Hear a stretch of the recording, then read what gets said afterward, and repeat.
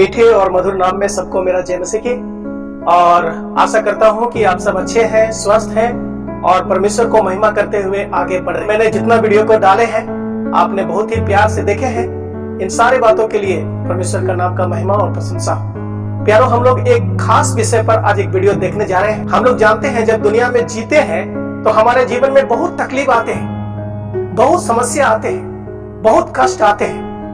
और जब हमारे जीवन में समस्या आते हैं, तकलीफ आते हैं, दुख आते हैं, सताव आते हैं, पीड़ाएं आते हैं, तो हम लोग को लगने लगता है कि क्यों हमारे जीवन में सब आ रहा है। और हम लोग को लगने लगता है कि हम तो अब बढ़ नहीं पाएंगे, अब तो हम गिर जाएंगे, अब तो हम नाश हो जाएंगे। कई बार ये तकलीफ हमारे घर से भी आता है, कई बार ये तकलीफ हमें शैतान की ओर से भी आता है, कई बार ये तकलीफ हमें संसार की ओर से आता है।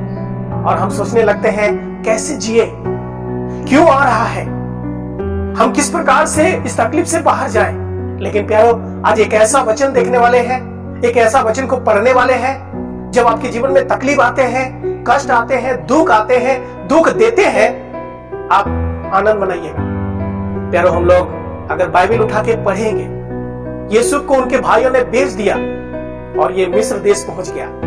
और मिस्र देश जाने के बाद हम लोग उत्पत्ति का पुस्तक 41 अध्याय में पढ़ते हैं। वो 30 साल का उम्र का था और वो मिस्र देश का प्रधानमंत्री बन गया। फिर हम लोग उत्पत्ति का पुस्तक का अंतिम अध्याय में पढ़ेंगे तो यूसुफ 110 साल का होकर के वो मर गया।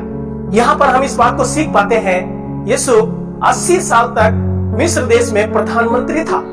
उनके हुकुम में सब कुछ होता था, जो वो बोलते थे वो मिस्र देश के लोग मानता था। 80 साल तक वहां पर वो राज किया।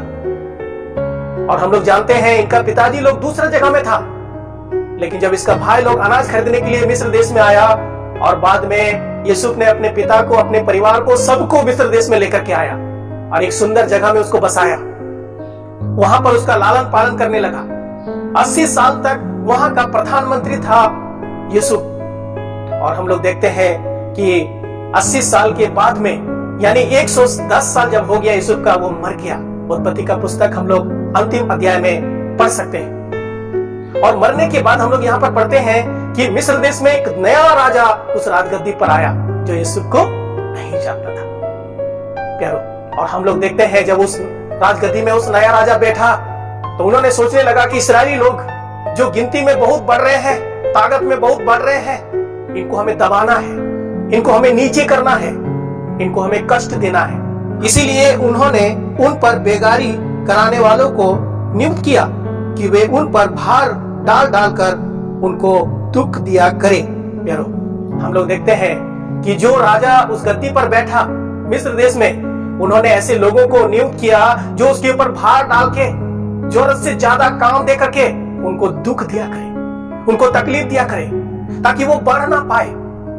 आगे हम लोग और पढ़ते हैं प्यारो, यहाँ पर ऐसा लिखा है, पर ज्यों ज्यों वे उनको दुख देते गए, त्यों त्यों वे बढ़ते और फैलते चले गए। इसलिए वे इस्राएलियों से अधिक डर गए। जैसे जैसे उसको तकलीफ देते गया, ज्यों ज्यों उसको तकलीफ देते गया, वो त्यों त्यों फैलते गया, बढ़ते गया और सामर्थ्य होते चला गया। प्यारो, जब हमारे और आपके जीवन में तकलीफ आते हैं, जब ये तकलीफ संसार के लोग हमें देते हैं, हमारे पड़ोस वाले हमें देते हैं, हमारे घर वाले हमें देते हैं, या शैतान हमें इस प्रकार से तकलीफ हमारे जीवन में देते हैं, आप डरिएगा नहीं, आप घबराइएगा नहीं, क्योंकि हम लोग यहाँ पर पढ़ते हैं जो हमारा दिल को खुशी से भर देता है।